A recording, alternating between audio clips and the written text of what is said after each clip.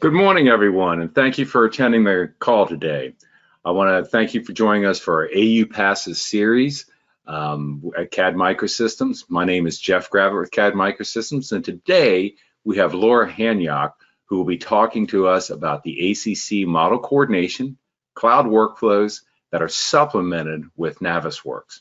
Laura has the unique experience of being a registered architect, working for architecture firms, and has over 5 years experience with Clancy Theys Construction Company as a Senior VDC Coordinator. Her presentation is about 30 minutes today, and we hope we'll have time for questions afterwards. So please put your questions in the question box that we here have in GoToMeetings. There's a chat box and a question box. Please put those in the question box so that we can have those at the Q&A afterwards, and we'll address those at the end of today's presentation. Next slide, please, Laura. Now a little bit about CAD Microsystems. CAD Microsystems has been in business since 1987, and we really recently became an Arcance company. Arcance has assembled a worldwide network of Autodesk partners to serve our customers better. The first stage of the evolution with Arcance is that we'll be merging our operations with US CAD out of Irvine, California, which is an Autodesk partner that has similar and complementary skills as CAD Microsystems, but what that will provide is that will provide a very deep bench of expertise for CAD Microsystems and for US CAD throughout the United States and around the globe, and we'll also be introducing new application and tools for the design and construction technology industry. But we're building life cycle experts. We've been in business for over 30 years. We to address the design, the build, the operate markets, and using this technology to make things better, faster, and smarter. We're top rated in customer satisfaction with as Autodesk partners go, and we service the public and private sectors. So we service federal customers, state and local customers, as well as people on the commercial side of the industry. And we have a team of experts that are recognized throughout conferences and worldwide. We're top Autodesk partner for Autodesk and Bluebeam, and we specialize in automating design and construction firms. So with that, can we have the next slide, Laura?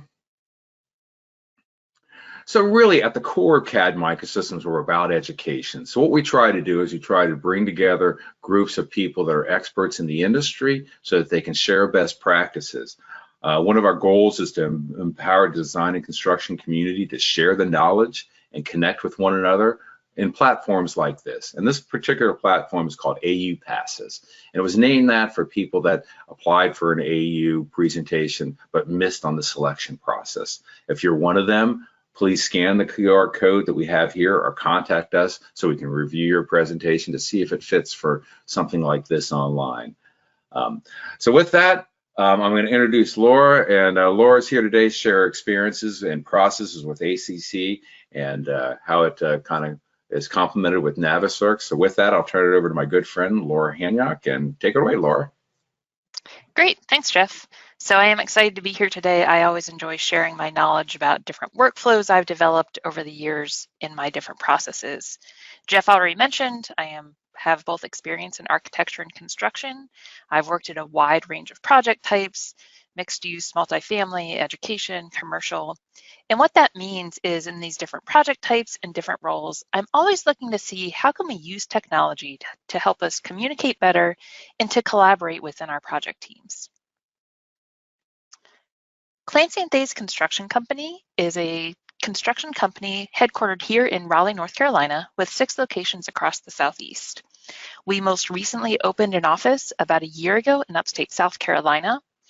And what that means is we're part of a growing company. And I even noticed that the stats here along the bottom are from last year, or the previous year. So actually in 2023, we hit $1 billion in revenue, and we're now over 450 employees. And with this growth, Clancy Theys has always embraced technology, always looking to be on the edge of it. And one of the ways we've adopted that recently is by adopting Autodesk Construction Cloud as our platform. So that led me into today's topic of how can we use the model coordination tools in ACC, but still supplement them with Navisworks to use some of the traditional methods we've used and get the output that we need. So I framed today's presentation with the first step is model setup. This is going to be the same no matter which path we take, so we'll go through some of those steps. We'll then branch off and kind of diverge into two different paths. The first one is using that same model setup from ACC, but using plugins for Navisworks to make that work. The second path is using just ACC Model Coordination on the web. And then these paths come back together at the end when we look at how we use ACC issues in order to create accountability and keep everyone on track for solving coordination issues. A few things I'll note, today's presentation, I'll be pretty heavy in the construction coordination side of things, just because that is what I do in a day-to-day work now. However, a lot of what I'm talking about would be as applicable to design coordination. I'll also note that ACC and model coordination both are being developed at a pretty rapid pace. So there's actually some features that I'll talk about that have just been released within the past couple weeks. And I also like to note that because this is accurate as of today to what we're doing. If anyone has any tips that I might miss out on because it is such a new product, please feel free to post a question in the chat with that too, and we can get to that at the end. So I'm going to start here with this model setup piece. How do we bring all these models together that we're getting from different trade partners and different project participants into one federated model? So I'm looking at this as three initial steps that we need to take within ACC. And you'll see that the words that I have highlighted here in purple are specific terms in ACC. The first is to define the project's coordination space. We then need to go through the process of uploading models to the defined folder in that coordination space, and then finally create views in model coordination. So we're going to start with our coordination space here. I'm going to go into model coordination and settings. I like to point this out because this is the easiest way to get to your coordination space settings. It's more difficult to get to it if you're going through your general project settings. I will also note that in order for a user to set up the coordination space, they need to be a project admin. So depending on how your company issues different rights to projects, that's something to keep in mind for these initial setup spaces. So I'm going to go to settings, and I see here that I already have a coordination space defined for my project, this BIM coordination space. If I zoom in here, I can see that folder path. So this is the coordination space essentially as a folder. This is where everyone is going to upload their files so that we can see them in model coordination. I also have the ability in here to create another coordination space. I can have multiple coordination spaces in one project. And if I were just starting from scratch, obviously I'm just going to start by creating a new coordination space. As you go through the setup process, it will warn you of this, but I do like to point out that you have the chance in your initial project setup to turn automatic clash detection on or off. Once you get that setting in your initial setup, it cannot be changed after the fact. I made this mistake in some testing I was doing on a project where I set it to off, and because you can't undo that and you can't redo model coordination in a project, I ended up having to do testing in another project. So just be aware of that. One thing I have noticed that we've been doing in some projects is that you can turn off clash detection for individual models because that processing does take some time, and I'll touch on that later in this presentation. So that's another option. Set it to on if you even think you're going to use automated clash detection, and then you can turn it off by a model level once you get into it. I'm now in model coordination. I have my coordination space defined. I can see in the upper right here where it says BIM coordination. This is how I've defined the coordination space for this project. This project, we only had one coordination space. We were bringing all of the models for the whole project together into one space. As I mentioned, you do have the ability to create more than one coordination space.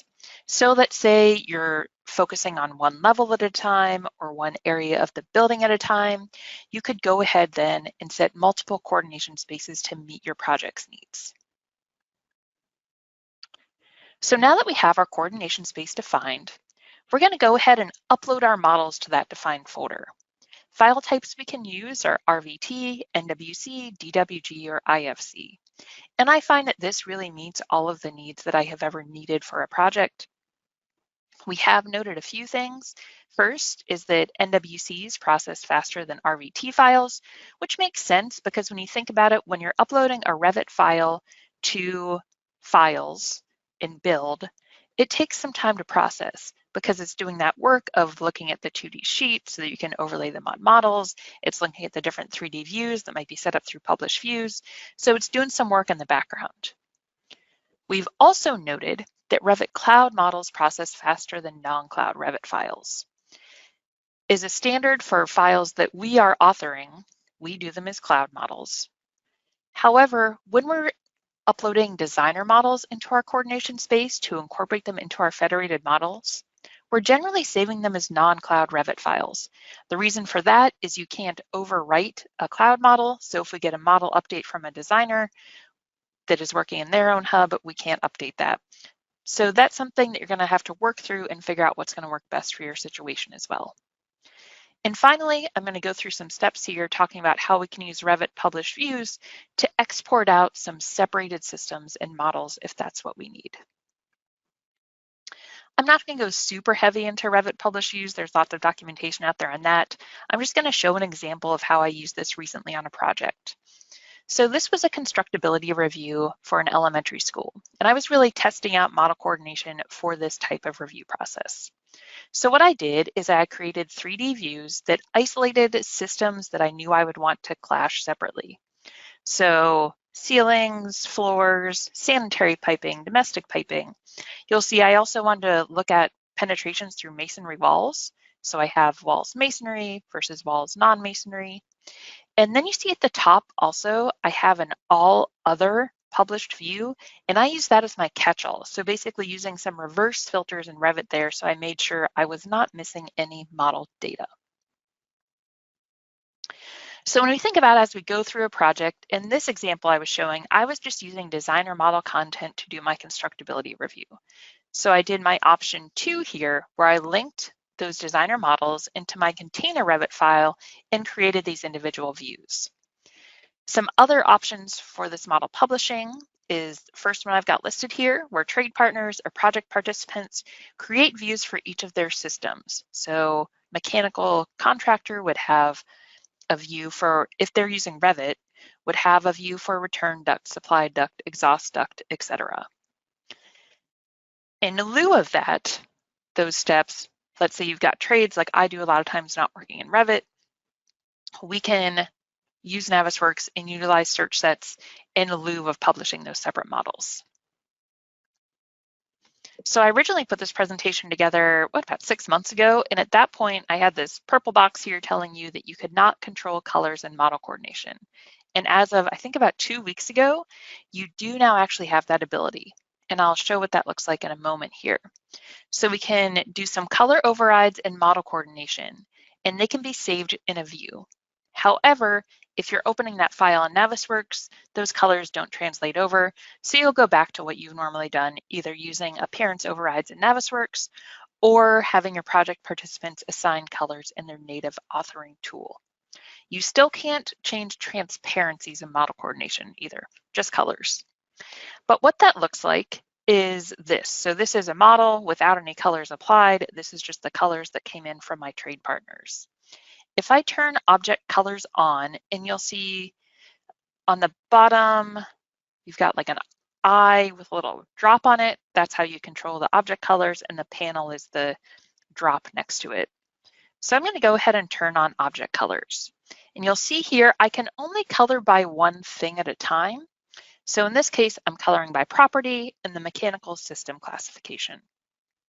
So in this project, my mechanical contractor is using AutoCAD. Therefore, that property does not exist. However, my plumber is. So now I can see that I've got domestic cold water and domestic hot water and vent piping all showing up in different colors. This is where I could see this being useful if you did have a mechanical contractor and a plumbing contractor both using Revit and both using system classification. That's the bulk of what you're trying to color in here anyways. So that's where I see your mileage may vary on this, but I think we're going to see some more uses out of this and more development as things move forward. The next step here, now that I've got all my models uploaded to that coordination space, is to go ahead and create views in model coordination. And in model coordination, a view is how you're combining multiple models together to bring together a federated model. We'd been using glue for several years here, so this replaces glue with that, just bringing models together. And then these views can be opened up in Navisworks. So I'm back in model coordination on the web. I'm in the models spot and I check multiple models, or actually I can even select an individual model and click open in viewer. And that's going to pop me into my viewer. So here's one where I had 2 different models open, and I can save this view. I have the ability here to save it as a private view or a public view. So a public view, as it says, anyone in this coordination space can see it. I can see a private view being useful if you're trying to do some like one-off coordination that you don't want other people to see, some internal coordination, save that as private so only you and your project admins can see it. However, if it's a view that you want your trade partners or project participants to have access to, like opening in Navisworks, you want to make sure that is saved as a public view.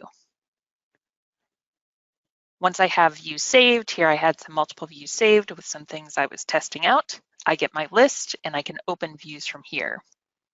When I do open that view, I see exactly what I would expect. On the left, I have all of my different models. We have some transform tools available now too. And it's actually a pretty easy point-to-point transform in there that you can do if you have models that aren't aligned properly. And then I see all my models pulled together in one spot. If I pop back out into the model coordination tab and look at views again, you'll see I also have the ability here to save to docs. And this does exactly what it says. I click that button, it's going to prompt me for a file location. I'm now in Build and in Files, and you can see I have access to that model.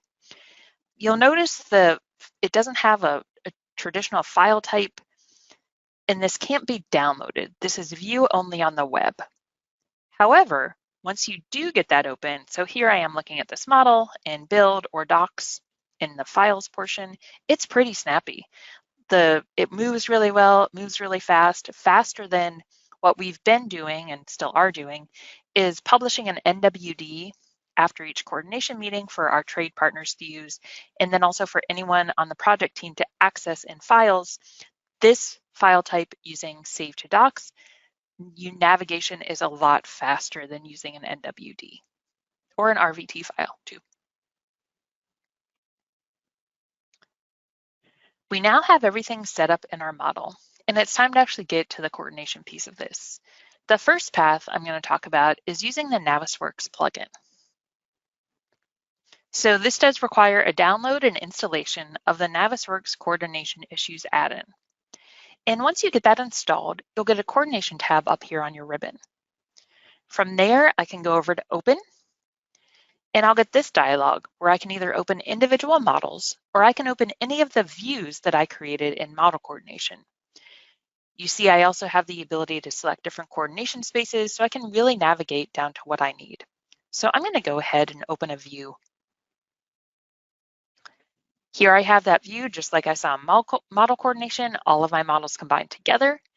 And I will note that if you want to be able to save viewpoints in Navisworks and have them available the next time you open this model from model coordination in Navisworks, you do want to make sure that you're using Navisworks 2024 or newer for the ability to save those viewpoints.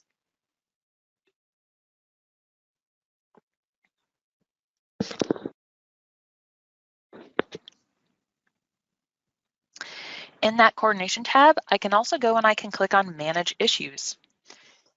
This is going to pull up a very similar issues panel to what you see when you're on the web, where I've got listed, in this case, only issues that are part of this model. So I can see those little orange push pins by default. I could also turn that off. Here I see where I'd already marked an issue where I have some storm running into sanitary. So I can see that really clearly here in Navisworks. I also have the ability at the bottom tier to create an issue. So I can actually create an issue in Navisworks that'll be a part of ACC issues. As I was walking through this model, looking for some issues, I saw that here I have this plumbing pipe that's going through some structural concrete, and that cannot happen. I put that pin, which shows up here as issue number 10. If I look at the title of this, by default, it is going to title the issue the element that you selected when you placed that pin. And I can always come back later, which I'm going to do, and rename that to something that makes a little bit more sense.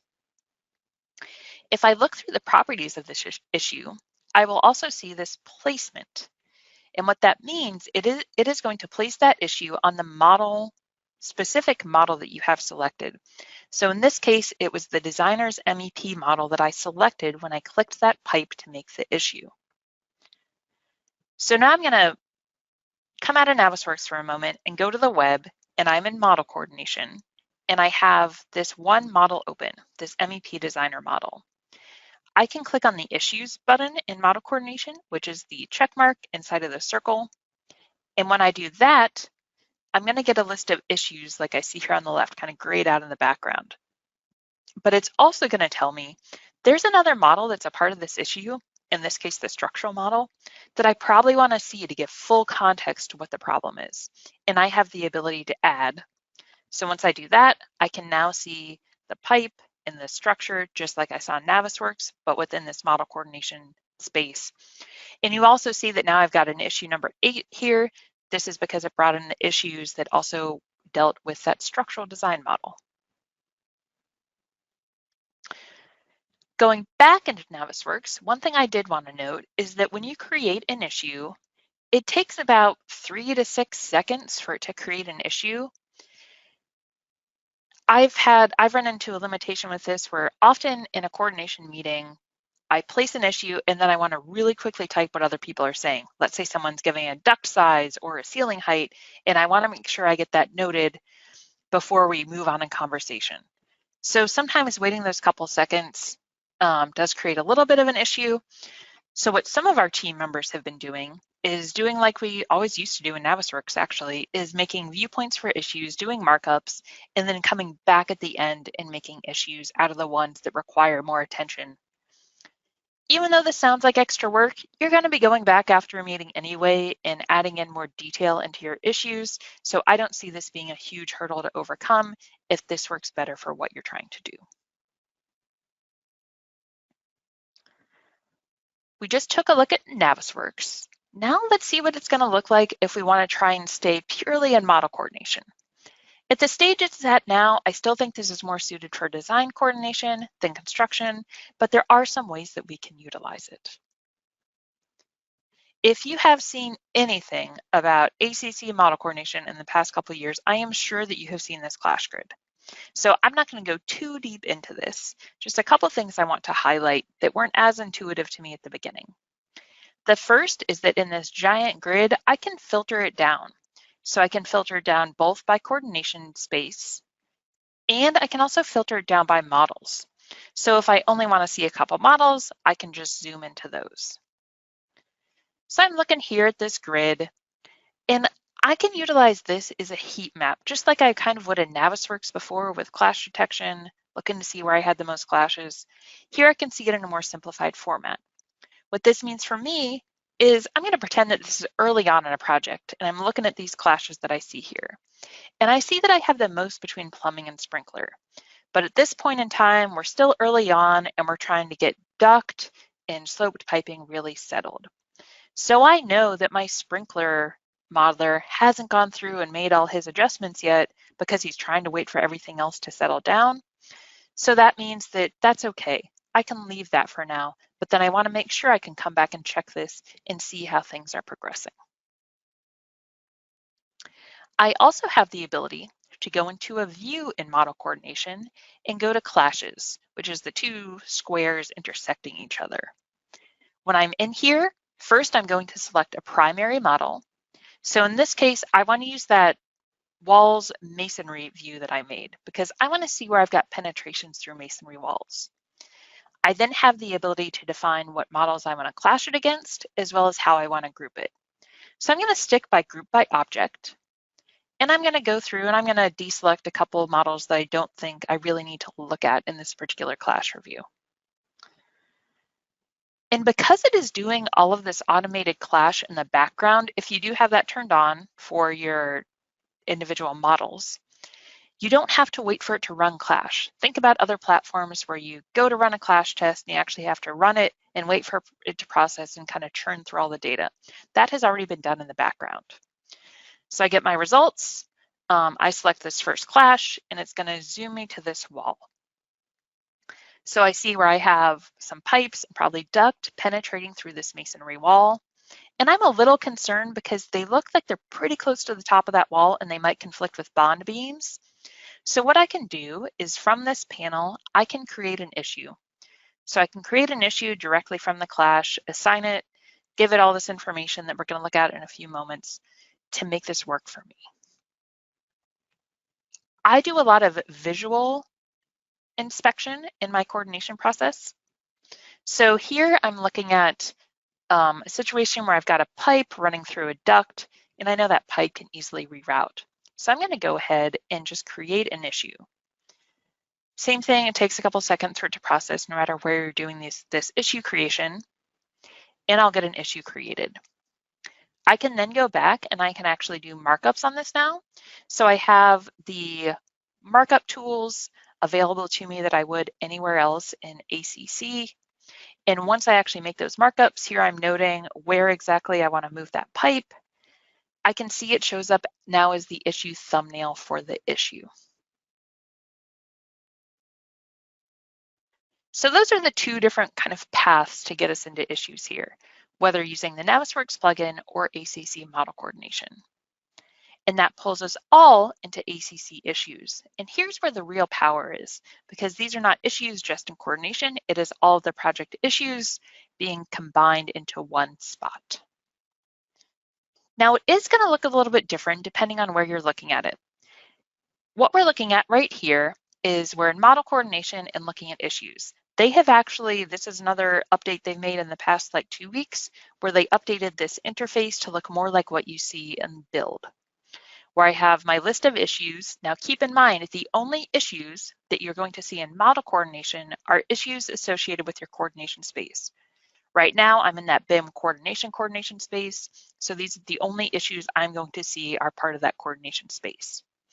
However, when I click on an issue, and this was also something tricky that kind of got me caught up, you click anywhere in the line of the issue and it will open up the issue details on the right. Nothing highlights like it's a link, just click anywhere in that line and it will open up your issue details on the right.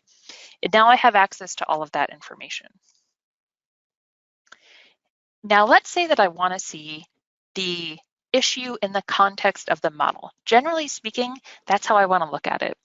So I'm sticking in model coordination and I'm going to views. And I'm actually going to open up this view, this federated model view. Once I get in there, I can go to issues, and then I get the list of issues on the left that are associated with this model. So I see I've got this issue 128 here. I click on that and it's going to take me to the sectioned view of the model. But let's say I want to select this floor and I want to see more properties about this floor, this structural slab. I'd want to check the thickness so I can see how that P-trap might have to adjust to miss that slab. If I select that floor in this view, it's going to get rid of the section. Now I can still look at the properties of the slab, see its thickness, but I don't have that clear view. If I want to get back, all I have to do is click back on the issue and it will take me back to that sectioned view. So now we're going to flip over into Build. And what does the issues interface look like in there? As I mentioned, this is going to include all of your issues for the project: third-party testing, safety, quality, coordination issues, any other issue type that your company is using. You'll see here in Build. I do have the ability to filter. So if I wanted to just filter down to coordination items, I could do that. And same thing, if I click on an issue, here I am back at this issue 128, it's going to open up all my issue details. Two things I want to point out here. First is we're back to this placement. Remember I showed this kind of earlier on in the presentation. This particular project is using NWC files. So if I click on the link, so I'm in Build, in the issue, I click on the link to the model, it is going to take me to that individual model. It's actually going to open up a new tab in my browser in Files. So I can see this being useful if it's a really congested area and you just really need to zone in on your model and see what the problem might be. However, it doesn't give you the context that's around it. So in this case, I can't see any of the structure that's actually causing the issue. In order to see this view, I have to be in model coordination in that view to see all the models together. The other thing I want to talk about here in issue details is screenshots. So anytime you make an issue in either model coordination or in Navisworks, and I can tell by the way this looks that this one was done in Navisworks, it is going to create a screenshot of that issue. That's what you see in the thumbnail. And it's also going to save that in photos. I like to point this out in case you're not expecting it. So someone in your project asks, what are all these screenshots doing in photos? That is just the way it works right now in terms of how it's storing those images. The real power between capturing all of these issues is how we can keep track of them, keep people accountable, and use this all with issue properties.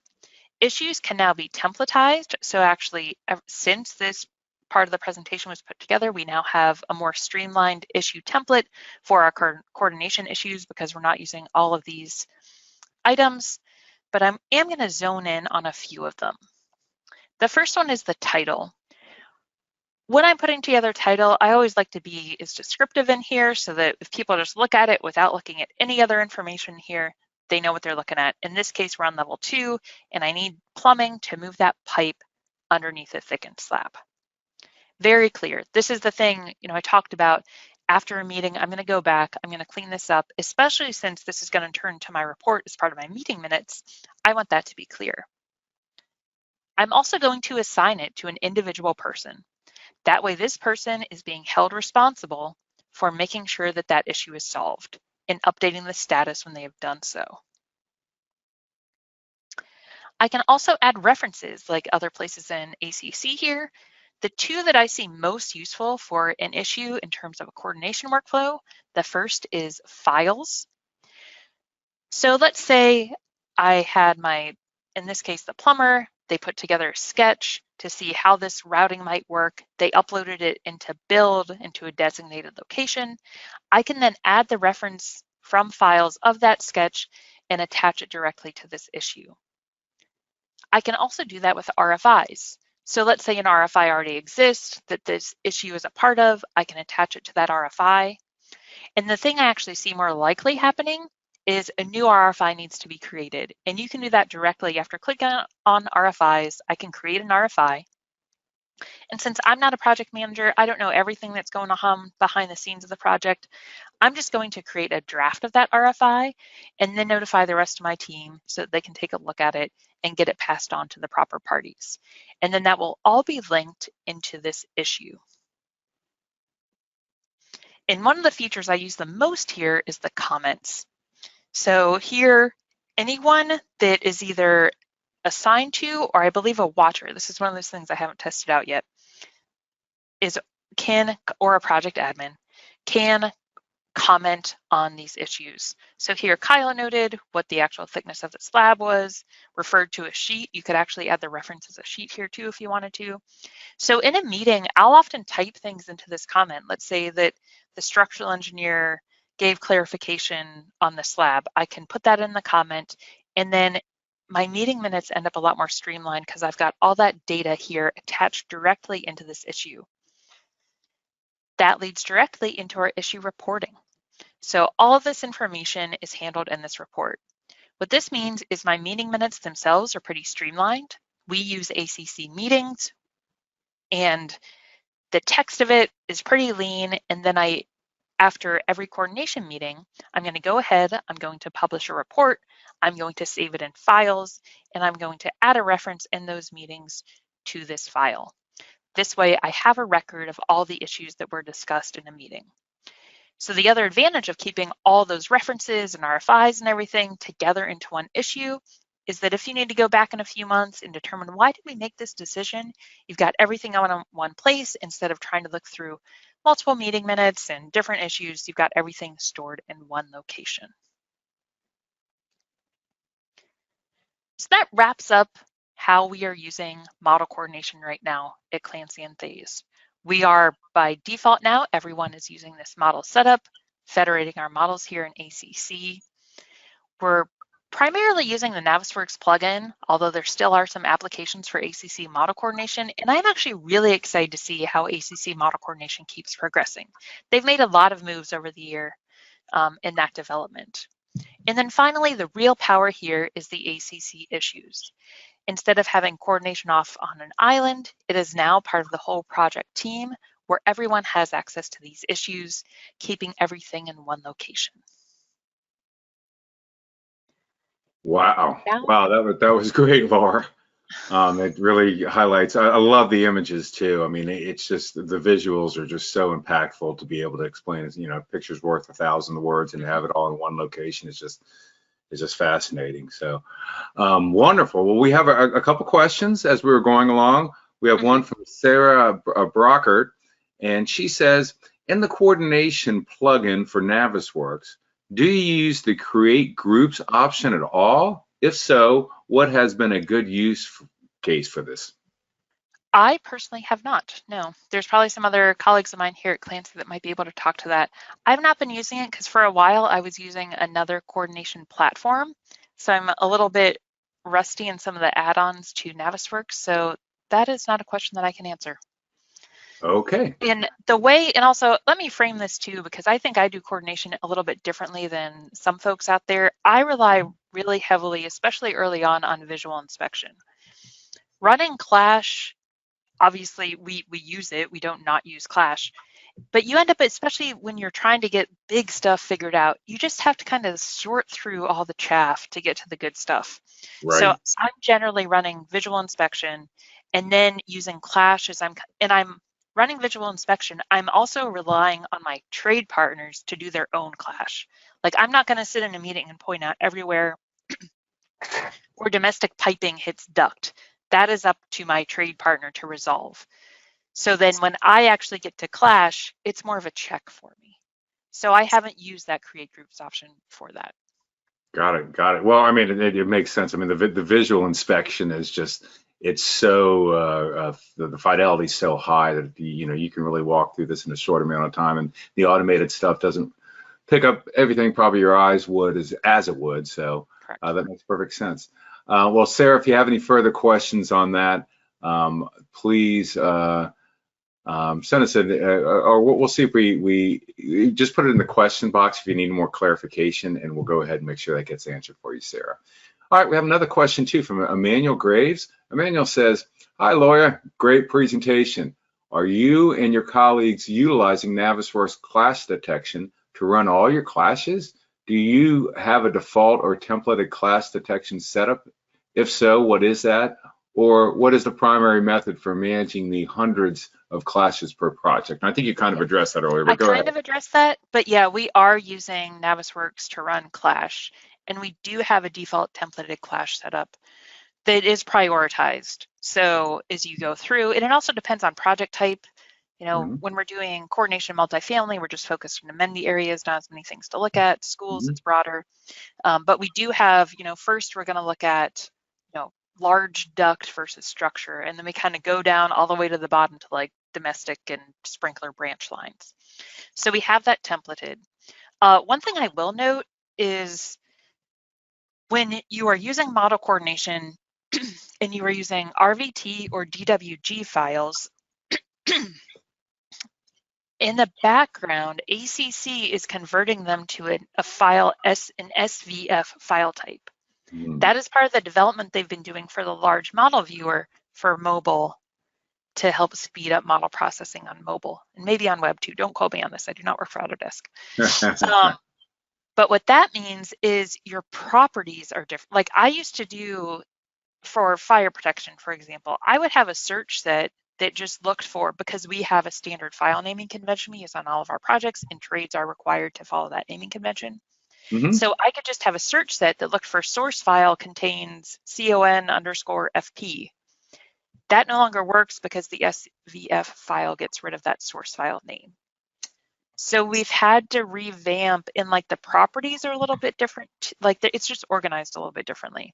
So that's something that we've had to relook at, like redo some of our search sets that we are using in Clash and for appearance profiling, because the data isn't quite the same with that SVF transition. All right, that makes sense. That makes sense. All right, great. We don't have any more questions that have come across the line, but I do have two questions for you. As you were talking, I was just kind of wondering, you know, what's the feedback been from the trade partners? I think the best thing about this whole thing right now is it is so easy to upload files. They just upload files to one place, and if we are using native files, especially if you've got a team using Revit, which it rarely happens that all trade partners are using Revit, Right. but they can go ahead and they then have access to other trades Revit files that they can link into their own and use that geometry. So the file upload has been great. We've also had some trade partners in some of our other markets that are using the issues add-in for Revit, and they are actually working in a high trust environment on our hub. I haven't experienced that yet, but yeah, which is great.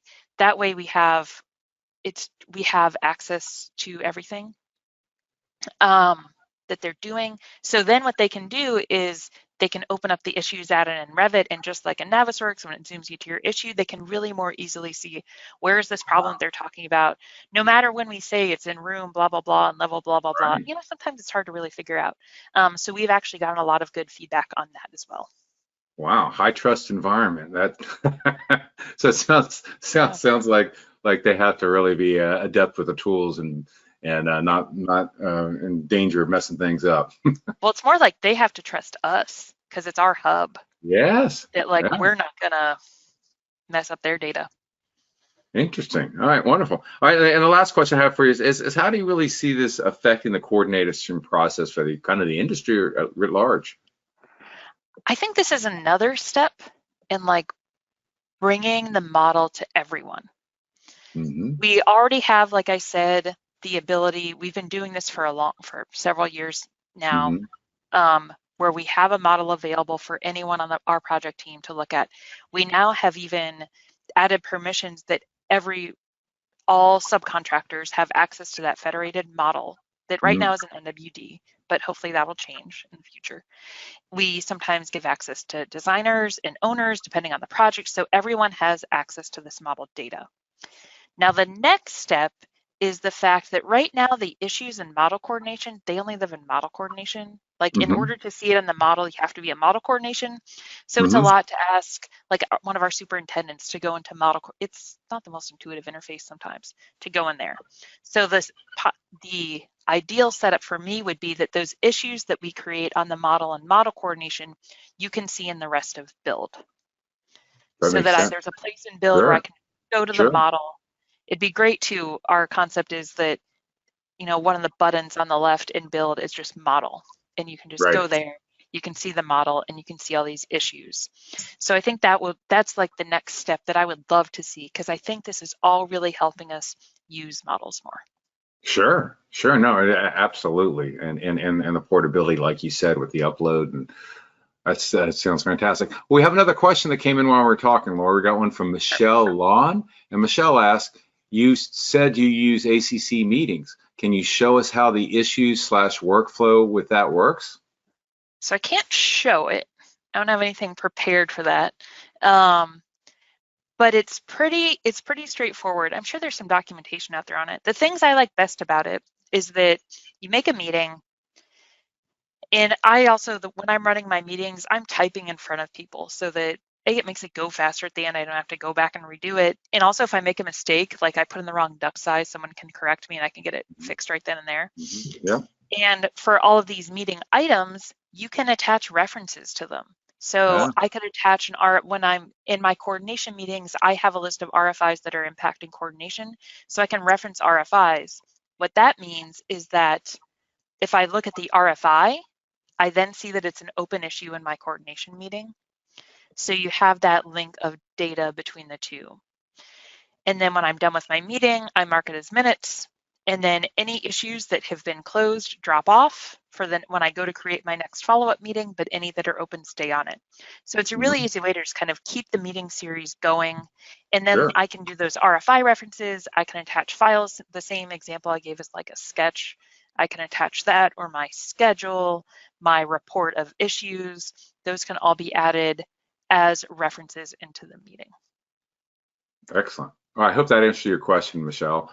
I know we didn't have you on voice here, but if you have any more or any follow-on, just put it into the questions box right now. We'll make sure that gets answered. But all right, well, that's all the questions we have for today. It's 11:45.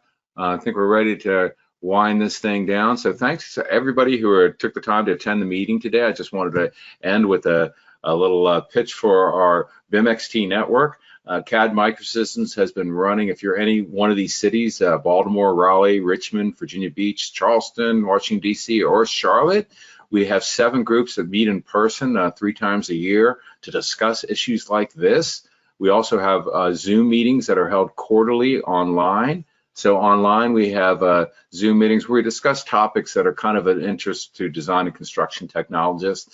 And then finally, we have the BIMXT LinkedIn network. So go on LinkedIn if you look under BIMXT, and this is really a network of all the design and construction technologists around the United States, and actually we have some people all around the globe that are interested in really connecting with others that are in their similar roles in other companies. And what we're trying to do is we're trying to really share all best practices and more importantly, the people that are in the industry to connect them so that they have a group that they know that they can connect with as time goes on. So that's a little bit about BIMXT.